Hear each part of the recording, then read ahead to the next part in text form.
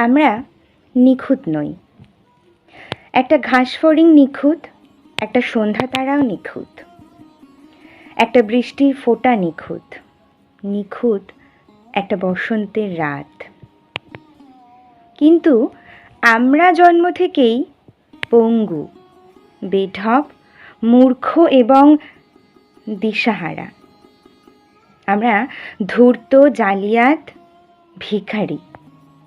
আমরা জন্মাই শুধু ভুল স্বপ্নে, ভুল কামে, ভুল শহরে হেঁটে নিজেদের ধ্বংস করার জন্য, ভুল মানুষকে ভালোবেসে এবং আঘাত পেয়ে বুক ভেঙে মরে মরে যাওয়ার জন্য।